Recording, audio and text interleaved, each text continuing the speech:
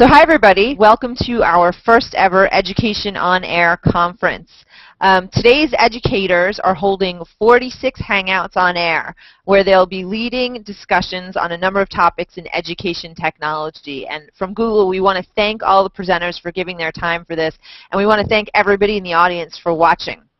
So all of our presenters have early access to a cool tool called Hangouts on Air. It's a technology that allows you to broadcast and record Hangouts via Google+. To watch any of the sessions today, just go to the presenter's Google+ page at whatever time is allotted, and you can find a list of all the sessions and links to the presenter's Google+ pages on our conference website, which is at sites.google.com/site/EduOnAir. And I'll actually be posting that into the comments that are right under the stream on Mr. Brennan's page right now. So I'm going to actually stop talking right now and hand it over to Mr. Brennan and to his students. So thanks so much, Mr. Brennan, for being here with us. Take it away. Thank you very much. I appreciate it. And I appreciate everybody coming in to the room here to visit today, and also whoever else is watching out on YouTube there. So my name is Brennan, or as I force my students to call me here, Mr. Awesome. Mr. Awesome, is that what it is this week? Yes, okay. Yes. I'd like to introduce the kids a little bit here. Go ahead, come on up. Name, rank, serial number. What? What's your name? Anton Allen. Speak up. Who else we got? Hey, I'm Kiahi. So shy right grade. now. I'm Luke. I'm KK in 10th grade. And this is I'm Elizabeth. All right. All right. So these are 7th grade students here at the University Laboratory School, which is our little grass shack school out in the middle of the Pacific Island. But I think before we give it over to the students and we let them totally take over and bring chaos to this first ever Hangout, I think what I'd like to do is just give you a little bit of background information about our school and about some of the things that we do here so that you have more fun. Get a little feedback. If you could put everybody on mute, if possible. That's in the top right-hand corner. Okay, perfect. Thank you, thank you. So I'm going to hit a screen share here.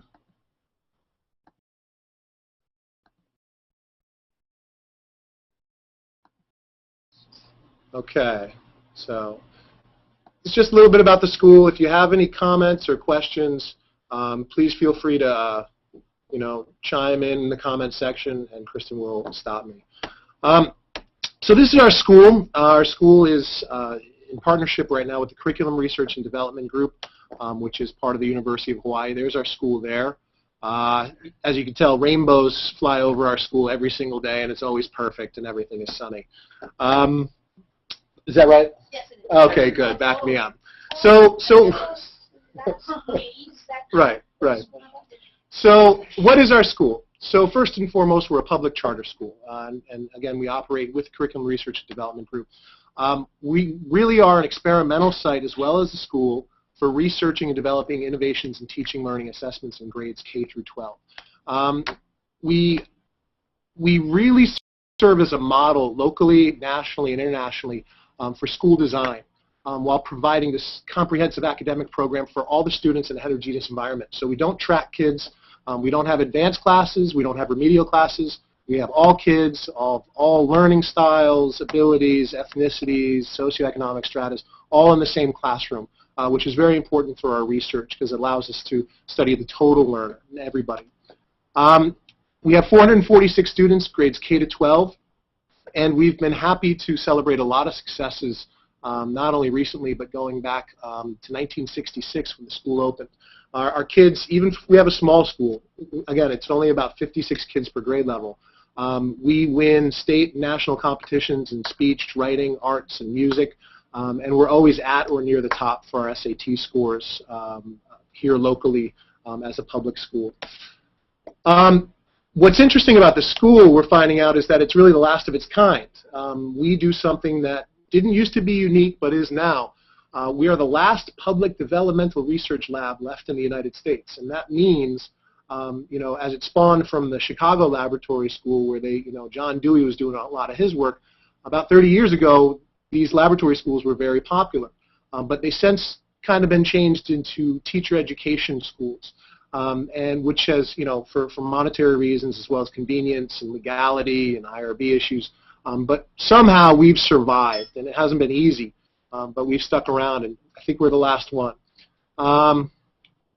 We've served CRDG as its real-world laboratory for a while, like I said, since '66.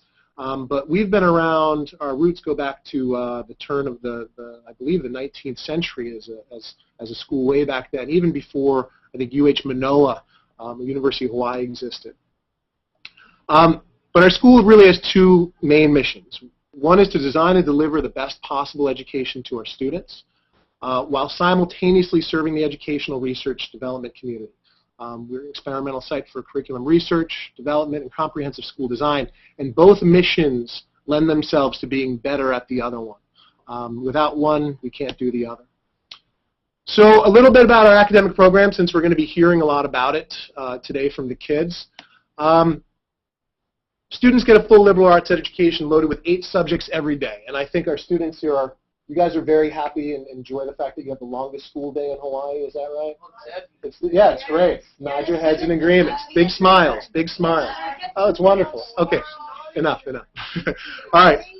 But, so we start our school every day at 7:45 and we end at 3:15. They get every subject every day, music, sciences, drama, literature. When they get to high school, they get foreign language, math, and we never skip.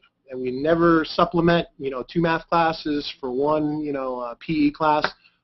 We make sure that they are well-rounded students and they get the instruction every day. Drama is as important as music, is as important as mathematics, we feel. But we also feel there's more. I believe 90% of our students are active in sports and other organizations, as well as these extracurricular activities that build this balanced, top-quality program.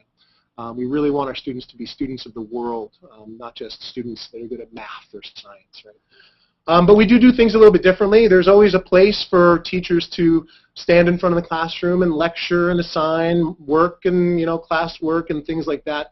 But we don't do that here. I think we do something very differently and unique. All of our instruction, or most of it, consists of inquiring, questioning, probing, actually thinking critically. I know these are foreign terms for a lot of teachers around the world, but we really want our students engaged in these intellectual endeavors. We don't mind if our students fail. We have an environment that promotes safety and promotes the opportunity to explore without fearing failure, because we believe that, sometimes through failure, you're really going to understand something and make it your own. But Mr. Brennan, I have a question about that. You don't mind failure. So what about tests? I mean, don't you guys have to teach to the test? Okay. And if not, how do you address that? Okay, that's really interesting. We've been struggling with this for a while because we are a public charter school, right? And we're accountable towards tests. But we are also accountable to creating best practices. So we take the tests, we do well on the tests later on when our kids get to 10th or 11th grade. But because our program is so differently, we actually do poorly grades K to 7 because we've rearranged things in such a way that the content is not measured appropriately. Am I skipping out here?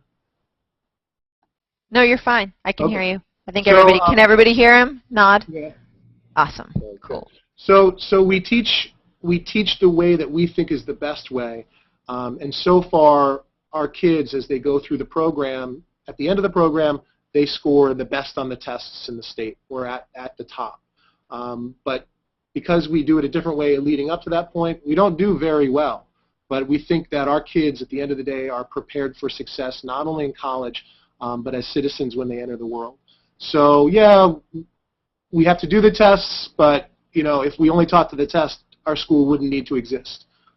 Because our job is to find a better way. And I think we can all agree that the way we have now is probably not the best way. Probably not the best way. Yeah, it's a good question. We get that often, especially from parents.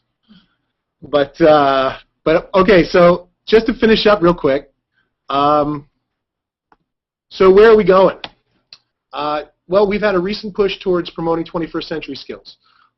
We think that we are uniquely positioned to really help our students develop, enhanced collaboration skills, entrepreneurship, and some of these ICT literacies, so that we can better prepare these kids for jobs that don't yet exist in the future and problems that haven't even been invented.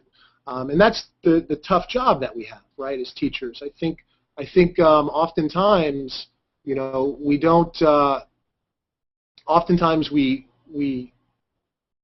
do a terrible job of preparing these kids for a world that we used to live in, and that's really a shame. We can't even prepare them well for the world that we used to live in. So it's a challenge to give them the skills that they're going to need when we're long gone and irrelevant, and we're trying to find ways to do that. So just to finish up, well, we've got these kids here, right? And if we're really going to say we're student-centered, that means we're going to have to relinquish some control. The problem is that we weren't ready for the control that we had to relinquish. So these kids, they're the digital natives, right? They were born with PlayStations and Nintendos in their hand, and Facebook. A lot of, kids now, babies have Facebook pages, which is ridiculous. But we're the digital immigrants, right? So we're immigrants into their world. So our students have begun to remind us that the future is theirs and it's not ours, and that they've begun demanding things in our classroom to change what we do to meet their needs, or they've told us in plain English that they're going to do it themselves. And they do that by bringing in cell phones, by using applications outside of the classroom, by finding a new way to do something that maybe we as teachers are not aware of. And they've even at one point in our schools threatened to destroy all of our ancient technology if they didn't get the tools that they wanted. Lucky for everybody here today, we got that situation on tape. So let me get back here. I'm going to go to YouTube real quick. So you guys don't have to add the app, I understand. So I'm going to add it here. So this video, just to set it up, this is from 2009. In 2009, we were just filming some research that we were doing in the classroom, and we had been thinking about ways to enhance collaboration.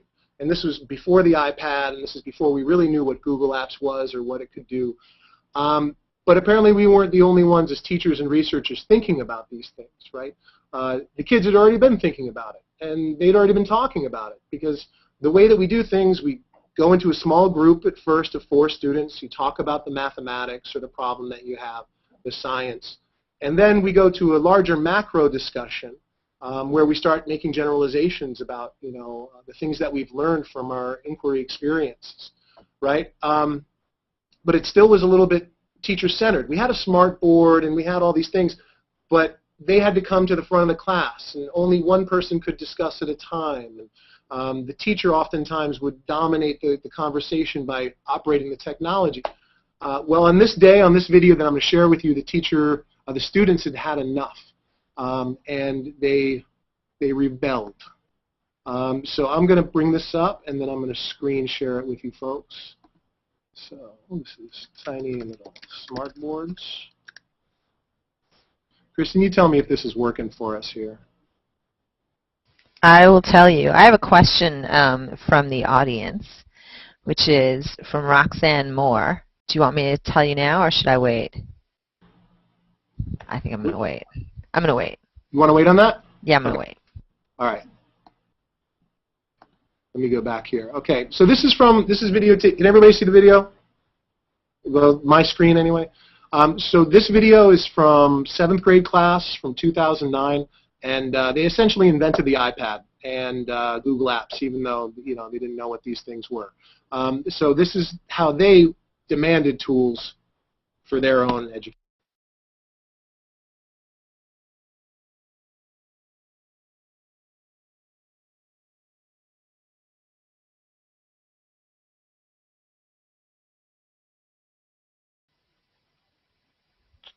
Mr. Brennan, there's no sound. So I'm going to have to hold push to talk on this, aren't I?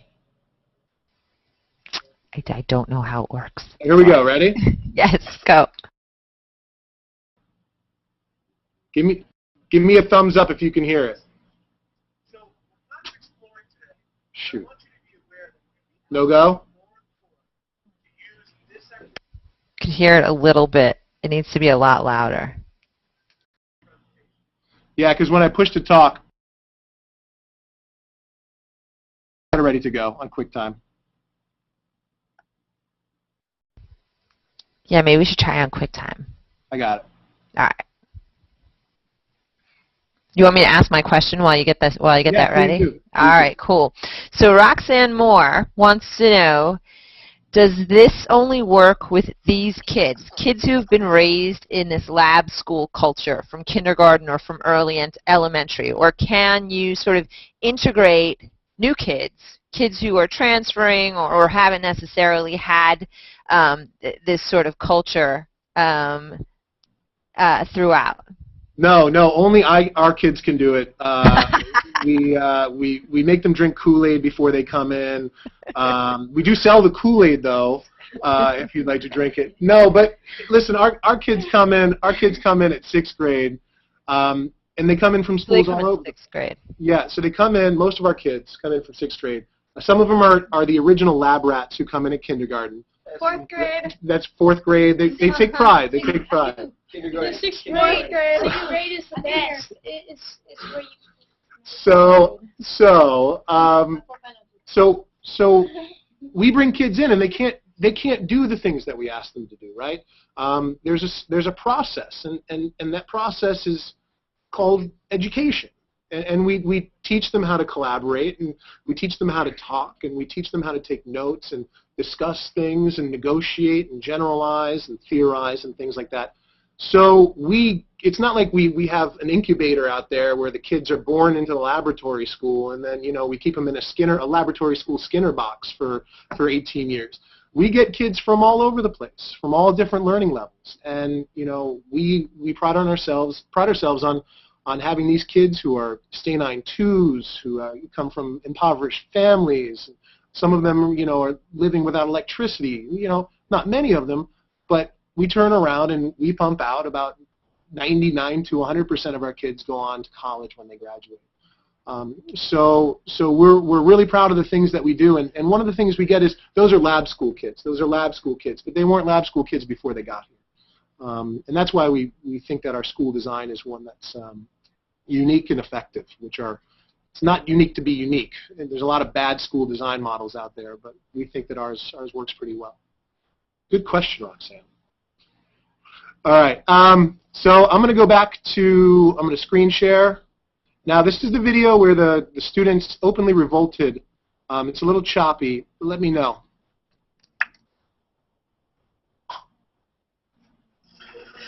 Listen, so we're kind of exploring today, but I want you to be aware that we're going to be asking you more and more to use this activity center. Guys, listen. To do your presentation. Okay? Moving forward. Just now. So you guys can hear me as well, right? The Activity Center is this application that they've been using to talk about mathematics. It's a Texas Instruments thing. But it's only really located up in the front of the room. And they'd have to come up one by one to do it. And that just wasn't fitting their needs. Well, no, we're not going to, well, how do we all use it at the same time? We're working on that. But wouldn't that be cool if we could all use it at the same time?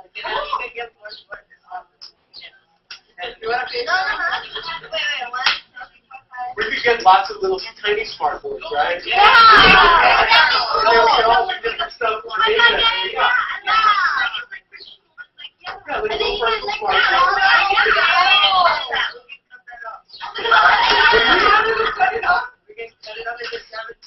Oh, you mean the smart board itself? Yeah.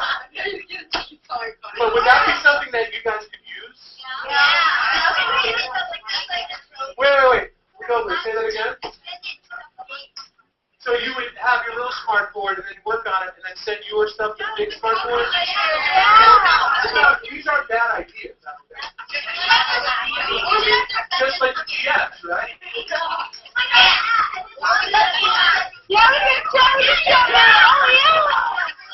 Okay, quiet cops. Quiet cops. Quiet, please. Okay. Did that work out for you guys? Okay. So as you noticed, they wanted individualized smart boards and threatened to cut my smart board into 7 pieces for each group. So after I kept them back from destroying my technology, we started thinking about solutions. They were begging us to support them and to help them. So we didn't have tiny little smart boards yet. The iPad hadn't come out, and even after it has, we haven't used it because we found collaborative software like Google Apps, which did exactly what they were asking us to do for them. So they would get computers, they would work on their documents together, either at home or in classroom, and then, amazingly, they could shoot that information to other people in their groups, other people in other groups, or up to the big smart board where we could talk about it as a class and generalize and edit these documents in real time. So we found a solution for these kids, which now they've just completely brought into their own and started to use it, these not just docs or apps, but these other tools, and started to pull them together into their own learning sandbox, really. Does anybody have any questions before I move ahead a little bit? Good to go? Okay. All right. I got one more video here. This is kind of that was a look at how everything started here, where the students really launched a revolution that the teachers had to listen to. Where we are now is we're trying to find these tools and integrate them appropriately into our curriculum based on our core pedagogical philosophies. And that's not always easy. So the next video I'm going to show you is just a quick one where we are using Texas Instruments calculators and Google Forms to do a laboratory experiment to get students talking about mathematics and talking about, in this case, area of quadrilaterals and area of parallelograms as they compare to each other. So the technology that we've got here is a smart board. We've got Google Forms, TI Inspire, calculators, 2 per group, and 1 computer per group. And we chose 1 computer because, if everybody has a computer, sometimes they get that screen hypnosis where they don't talk to each other too much. But if they have to fight over 1 computer, 4 people over 1 computer, they talk a lot more. So I'm going to bring that one up real quick. Where am I at here, folks? There we go. I got to go back to the screen. Come on, you guys got to help me. Got to go to screen share first, right? Yeah. Right. And this is stuff. Oh, and then that. Okay. That's good. Okay. So this one is bringing it all together.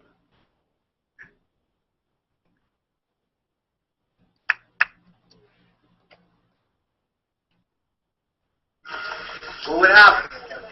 What would you predict would happen? Okay, so you're not actually going to do it, you're just going to predict what you think would happen. You got 1.5 minutes. So if they change the other square, what would happen to the area? Just slant it.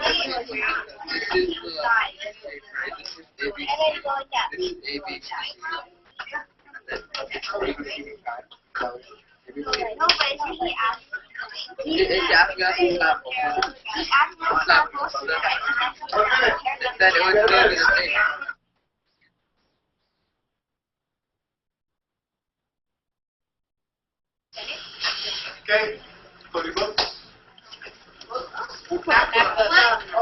So that doc is one where they submitted their information for labs via forms, and I've collected the information. And while they're working on it, I'm able to see the information that they post in real time, so I can formatively assess where they are, where the opportunities for learning are, and where the stumbling blocks are, so that I can create better questions to kind of guide them towards the goal that we have. Okay. So, I'm looking at some stuff here, and group 3, you guys think that, you guys said that when you slant the sides of ABC and fun, that the area stays the same, so does my side, the angles. Yes. Why do you think that's? Because if you slant it, it's not like anything's going to change with the length or the measurements or anything, except for the angles, because you're changing how the sides meet up. It's like you're changing the way the sides. That's the difference. Oh no, you have something else? I have a question. Do you mean like literally slanting the shape or just slanting the image? Like instead of like, okay, if you take that right there about the square, if you angle it like that, does that mean what? That's a good question. That's a good question. I mean, slanting the sides. So we're slanting it from square to a parallelogram, right? Okay, so he says nothing's going to change with the angles. Okay? But I thought if you slant it, then the area is going to change because there's not going to be as much units. Wait. Oh, yeah, the perimeter. No, the perimeter is like. No, I thought the area is going to change.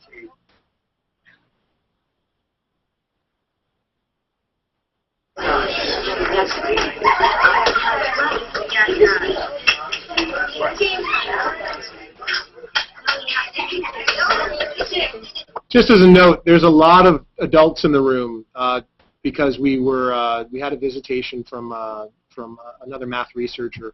It's not uncommon for us to have visitors from other schools and other countries, coming to see what we do. So today we had a bunch of people in there walking around and observing the students. We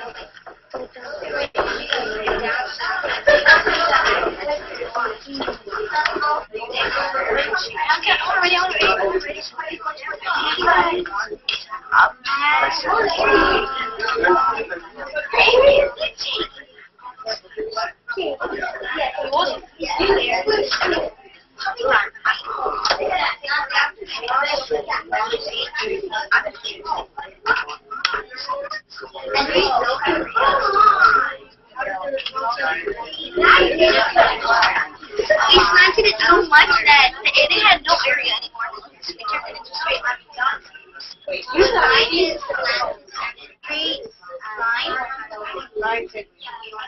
We'll just align this now with polygon, and even though it's just changed slightly. Yeah, so the size is still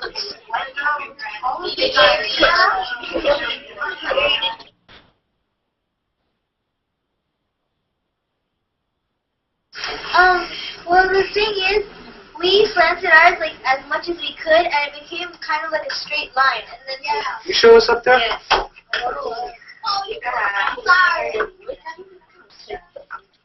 But area. So we can do A and C. So just grab C. You can't grab. Well, does B move? I know it's just A and C. Does B move? Well, which one? Okay, try that. I don't know. Oh, that one? Yeah, that one. I don't think B moves. You can do it A or C.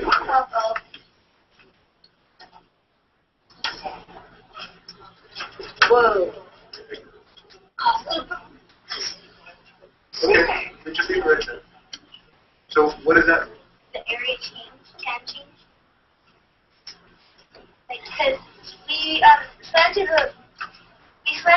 the edges so much that the area is smaller than how it was earlier because the angles are smaller, and so the area became smaller. Did you measure the area? Yes. You can't. You're not allowed to measure the I area. set it up so that you're not allowed to measure the area. Yeah. Wait, we got a question now. There is a way to measure the area, and we use that. And I think that if you did that on there, you would still find that it's 1 unit per. How did you measure the area? I used the formula. But sometimes it doesn't. I don't think that formula always works to find area. It does. Because the formula is made so that it won't always work. I can show you.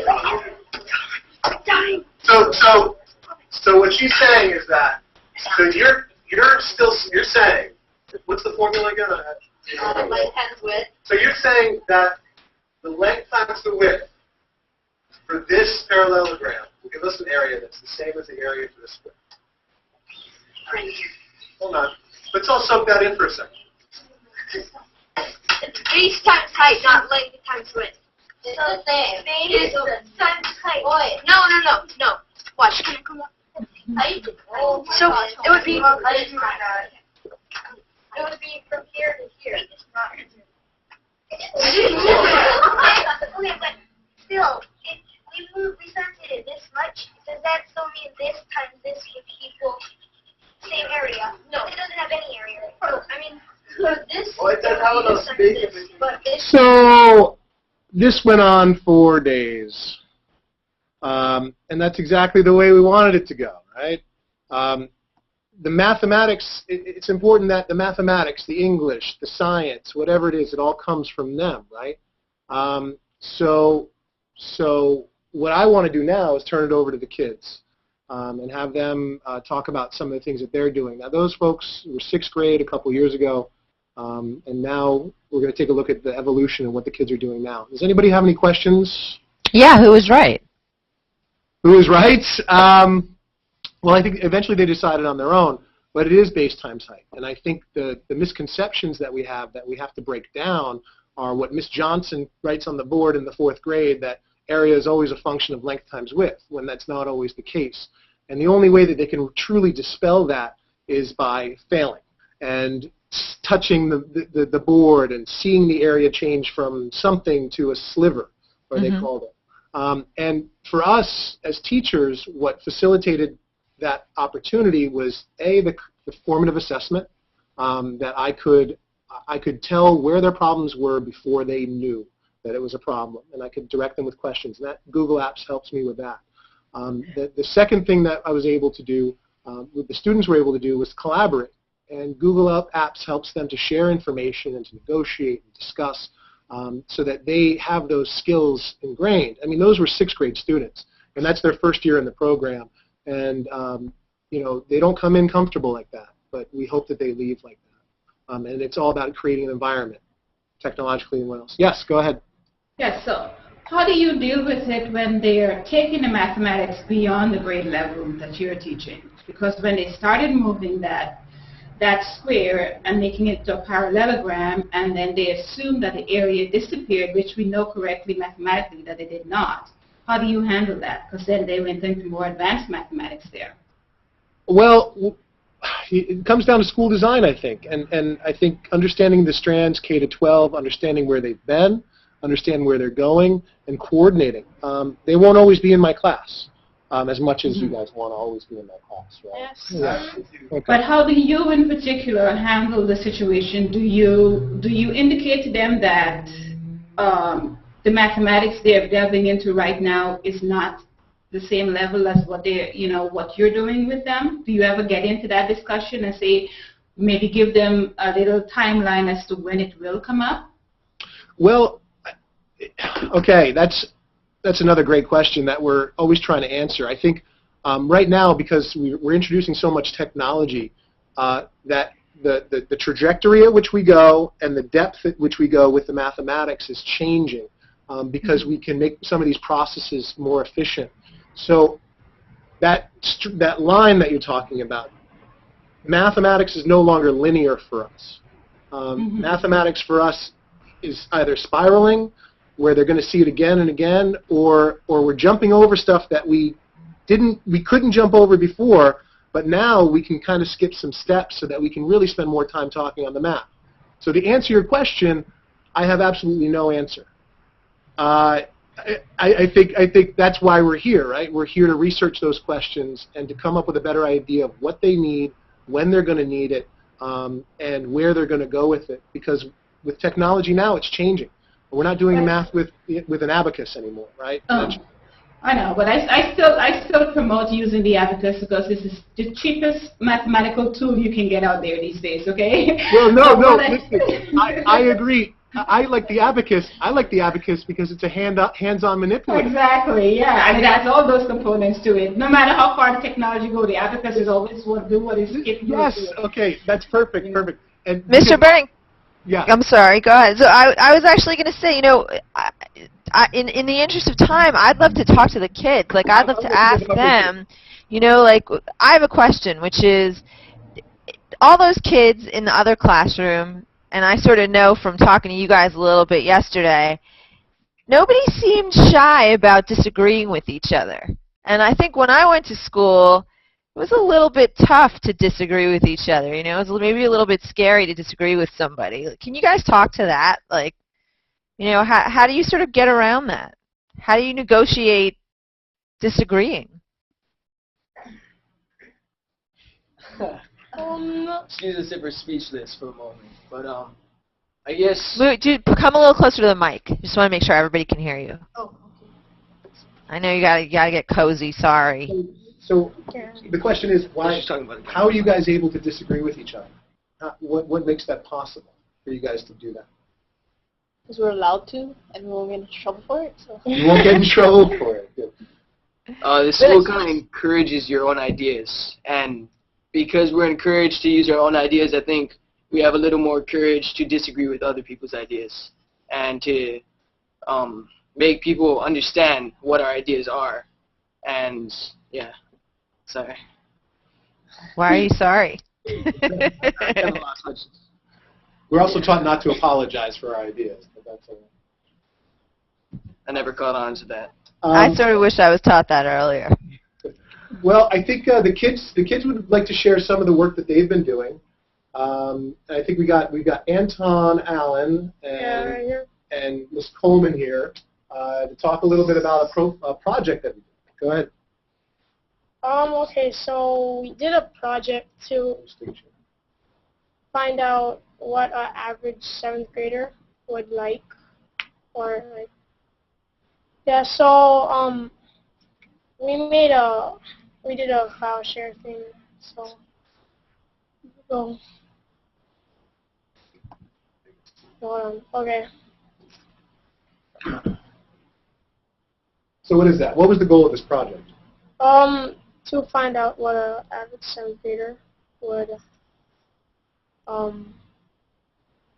It's the profile of a 7th grader, so what they like. Our question was what your favorite movie is, and it was an open-ended question. We had to, when we made the questions, we had to figure out whether our data would be countable, whether the data would be measurable, how we would pose the questions, whether it would be open-ended or controlled choice, and what type of response we would get. And so our question was, what is your favorite movie? And it's an open-ended question because anybody could put any type of movie they wanted. And then our data was measurable because we could put it in a graph. Can we take a look at the presentation itself?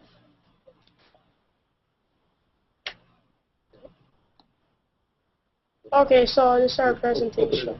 Because they're seeing it on the screen.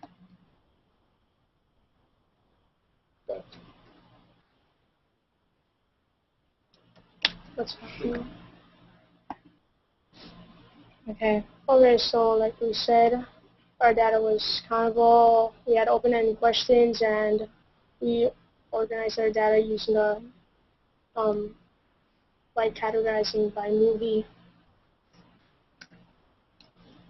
Go back to that. Go back to the presentation. So the two graphs we used was a bar graph and a pie graph, and we thought a pie graph was better because it shows the whole 7th grade as a whole. And then this was our form, and you can make comments on the form. And so what we did was we had to apologize because we sent out the first form, but then we messed up on that one, so we had to send it out again. So we made a comment saying, asking them to re-enter your information and then submit the form. Why did you guys use forms? Because it would, after they did their answer, the answer would translate to the spreadsheet, so we saw like what they liked, and then we could move it to graph. It helped us organize, analyze, and visualize. Yes, 3 eyes. Yeah, that? I'm sure they also did this in about 8 minutes maybe. They made 2 forms, sent them both out, and probably organized all their data in about 8 minutes. which is probably a lot less time than it would have took you to write, what, 56 pieces of papers that all said the same thing, and then to collect them all and organize them in categories. And I'm sure they'll get categories after this. Yes. Okay, so this is how our pie graph looked. Okay, go to here. And then this was our bar graph, and then these were our results. So Toy Story had the most people that liked the movie the best, which was 5 people, which was taking up 11.9% of the whole pie graph. And then 4 people out of the class liked 300, and that was 9.5%. And then our data was inconclusive because it was only 43 people responded to the form out of 56 actually, not yeah. 58. Good. That's wrong. All right, right on. All right, let's get out a screen share real quick. Okay, so next we're going to be showing how our spreadsheet looked like. Actually, you know what? We may not have time for that. We may not have time for the spreadsheet. We're going to move on. We're going to actually move on to Keahi. Okay, and if we have more time, then I guess we'll show you. They still have a bar graph. Yeah. Thanks, you guys. You're welcome. You're welcome. That was great. Well, they got all of that from the spreadsheets. So, Right. not the form of getting the data. So, here, let's go out to here. I'll share with you my LAL rough draft. Screen share? Yeah. Can you guys all see my LAL rough draft? Nope, we can see you right now. Oh. Darn. So let's get in there. That's all right. Ready? Screen I share? pressed it. Sure you did. I swear I pressed it. Sure you did. Looks like it's about to work. Bang. There we go. Do you see it? Yes, dear Mr. Chris DeLacy. Yes. It's one of my Yes. favorites of all time. All right. So, say once a quarter you write a Sally out. It was a writing contest that you write to your favorite author on how their book changed your life and how it affected your reading and writing skills, I guess. At least that's what I wrote about. But using the Google Docs in general, you can take your document and then go over here to share, and then you can open that. Oh, yeah.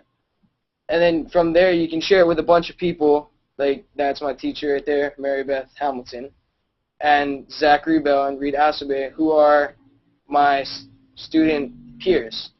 I asked them to edit my LAL rough draft. So here's some of the helping words that they gave me. Like, what kind of ideas did it give you? And then, yeah, here. Well, you passed up the ooh comment about your girlfriend. Sorry. I figured you guys all saw that, so. Down here, here's a good one. You should give some examples of how this book affected you in your life and how it changed you. But other than that, it's an awesome letter. Thank you, Zach. But I think from there, I made these 2 bottom paragraphs. Like, I don't think I had either of them when I first started. And then just from that right there, I added these 2. I'm going to move over to my HTA story. Oh, hold on. There we go. This is another writing contest. But this just shows that your teacher can look on it too, and she can, or he, can make comments and help you out in ways that fit where you need help. Like right here, I added this paragraph because of that comment on the word of. Show the comment screen? Yeah. Here, you can go up to comment stream over here and see all of the comments that people made. I'm sure you can't do that on your regular piece of paper. It'd be pretty amazing if you could, though. But, yeah, so you can see all of these comments that people made. More importantly, as a teacher, Yeah. I can see all the comments that were made and all the corrections as well. So, Mr. Brennan, when do you start working with the students on these kinds of papers? Well, since we Or can actually, mostly, either of you can answer this. yeah, go ahead. When do you guys start doing this? Doing this? Oh. Google Docs. We started in 6th grade. No. I mean, like, when you start, so, like, let's say you have a document and you know you're writing a paper. Do you immediately share it with, like, a set of your peers and your teacher, and do they immediately start commenting, or do you wait till the end, or, like, how does it work? Yes. So, like, after you're done writing your paper, Mm-hmm. the teacher would give you a peer review person, and then you would share the paper with them. Got it. Yeah. Sorry, carry on. Does your teacher give you any sort of comments earlier on? They usually give us like guidelines and how they want us to do the story, because all of our stories are kind of around a different theme. Like, I think this one was about Hawaii because it was a contest. But usually when we read a paper, they'll give us like focus on emotions or focus on certain things so that you can do the next one better than you did before. Usually you can go up to here and click on File, and then you'll see Revision History. And from there you can see all of the drafts. It'll pop up on the right side. You can see all of the drafts and people who commented on it. And then you can click on one and restore this revision to see your old draft. And using that, you can see how your writing progressed as you wrote this and saw how other people saw your paper. Yeah, go up to that. Yeah. Awesome. So we didn't get to do this year because we didn't have time. But this was, I believe you guys saw these people. They're the 6th graders in the video earlier. But last year they made a website for book reviews, which is like the book review I showed you earlier. Or I didn't show you a book review, sorry. But we wrote book reviews every quarter on one book that we thought was really good. So from here you can see how people like the book, and it kind of gives you a good detailed description of the books or the book's characters and your usual book review. And with that, you can categorize it using the Google Apps, I believe so. And yeah, pretty much. And read those. Read those to see if you want to read another book. Good. Good. That you. I actually read Pendragon because of Savannah's review for it, so I guess it works. All right. Thank you very much, Kai. Awesome. Kaushik. All right. Now we got KK. Or Kaushik Krishna Kumar. That's right. He's Nice. Thank you very much, Anthony. Powers of observation. So I'm going to screen share some of the homework documents that we've done before. So yeah, in this class. What class is this? Math. Oh, okay. Yeah. Where is it? So Go ahead. yeah. Mr. Brennan, do you teach math? I do teach math, yes. Okay. But we, the kids always complain that they do more writing in mathematics than they do in English. Ah, interesting. So we have a lot of cross-discipline pedagogical, kind of these, now they're being called anchor standards, but, we have writing across the curriculum, reading across the curriculum as well, where it just works its way into everything that we do. Yeah, so this document, where I got it from was the share folder that Mr. Brennan shared with us. In it is all these documents that contains our homework and other lab works that we do in class. And some guidelines for our homework is in blue is our answer, and in red are some notes. Yeah, just to pop in real quick, it's important to note that in 6th and 7th grade, the students don't have a textbook. Everything is, we created all of our curriculum here in-house with Curriculum Research and Development Group, and all of it is experiential from grades K to 7 and grade 9. In 8th, they get algebra. So we don't give them answers. We don't give them steps. Everything comes from their experience, which is outlined here in blue as well as red. Yeah, and so this picture that you see, it's a screen capture that was taken from the smartboard. And we got this picture not through an email or anything, but through Picasso web albums, which yeah, we don't even use that anymore. But yeah, it's like the ancient Greeks, like 5 million. Yeah, nowadays you can just view other people's documents through share folders. Right, through share folders, right? So through Picasa, we take a picture of the smartboard. I think there's a lot of stuff going on in this. Over here, you have on the left side is a live video feed from our Elmo document projector, which is showing this cube that we have. On the right side is the student work that's opened up we're discussing with notes. And then on top of here is digital ink that was put on the smartboard. We took a capture, threw it up to a Picasa web folder, and they would download it and drop it in their documents. But why were we doing that again, Costa? Because, well, we wanted to, like, say we were at home and we wanted to access what our friends did.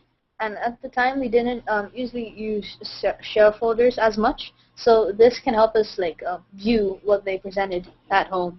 And it's like, and these pictures can help us because they refer, they're like a reference to the notes to put it in context.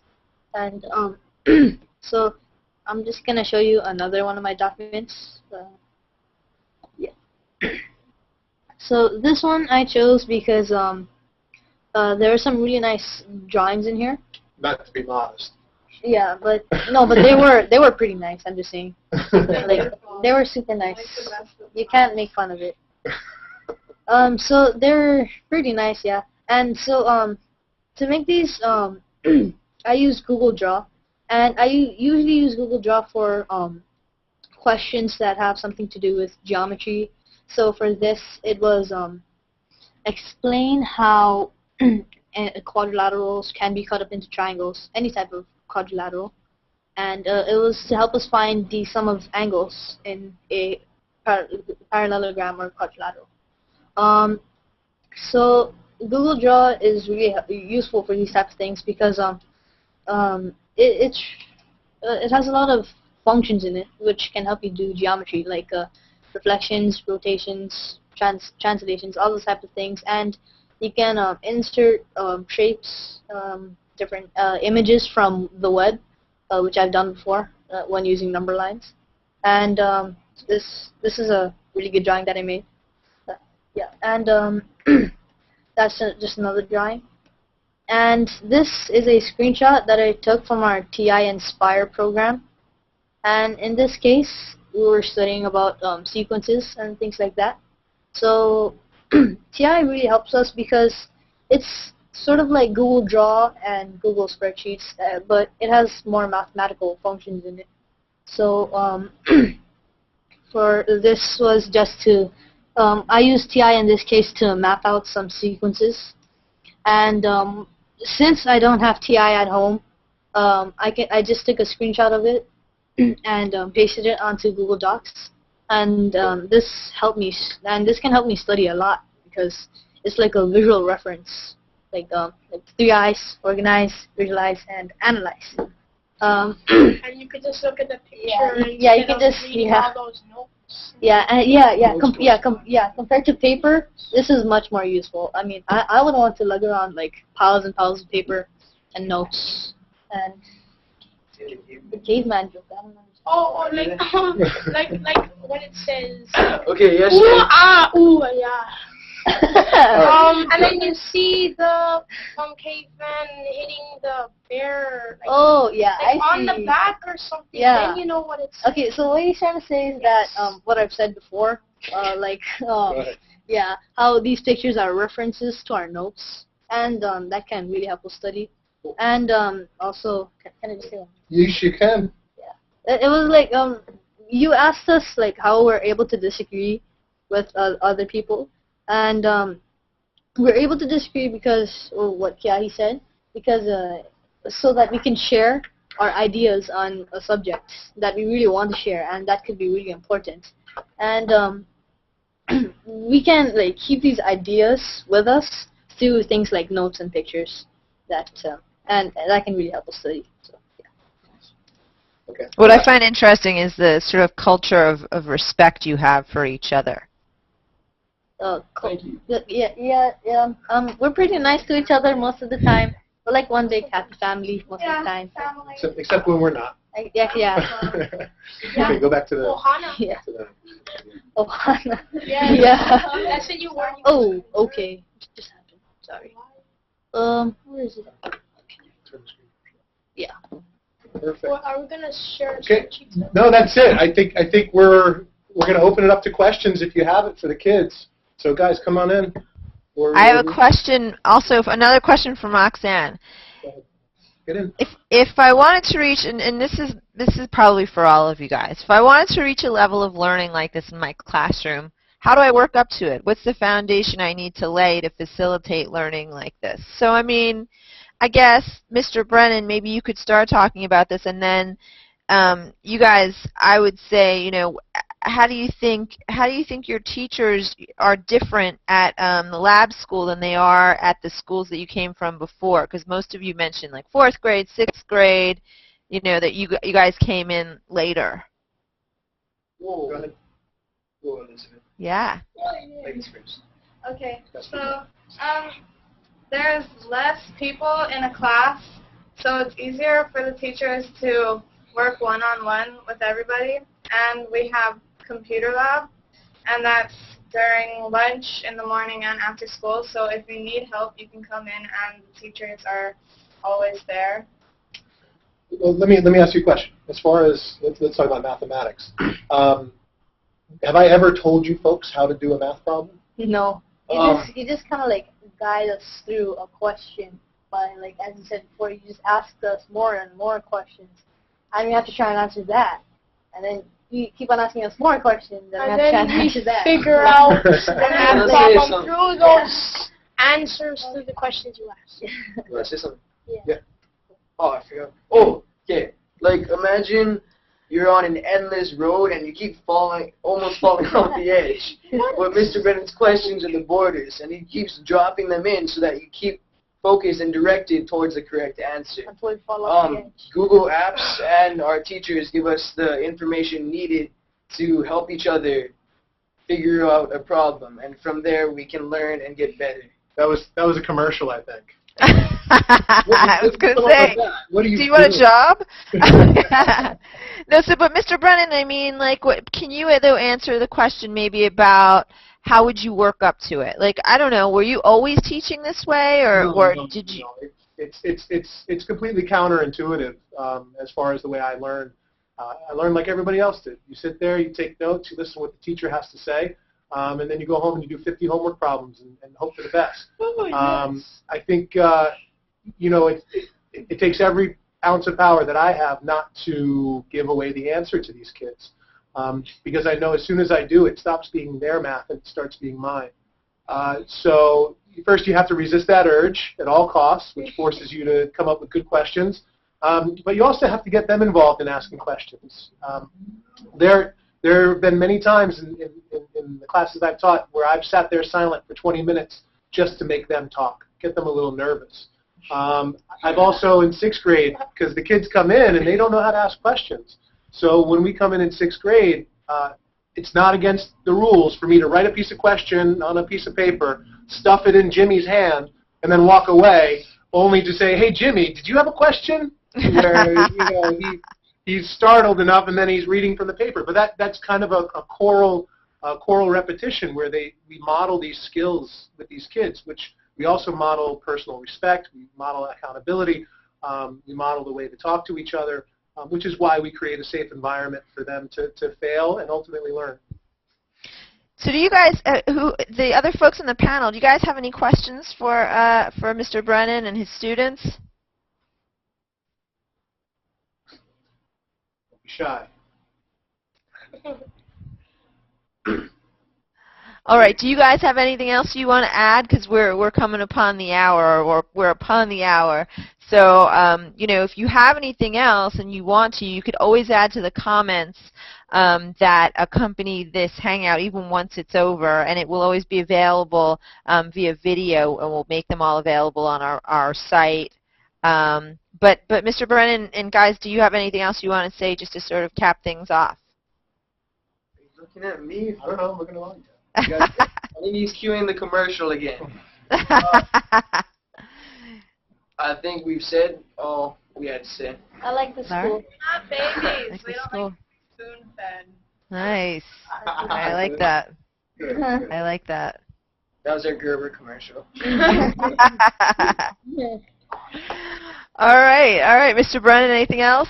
That's it. I'm all All set. right, cool. Thank you so much, you guys, for spending all this time with us and all this time yesterday, and really telling us about your journey and your school and how you guys actually work together. I think it's really inspiring, and I'm really excited to see it. Thank you. So, thank you. All right. And I hope to see you guys again soon. Cool. All right. Bye, everyone. Bye, And bye. thank you, everyone.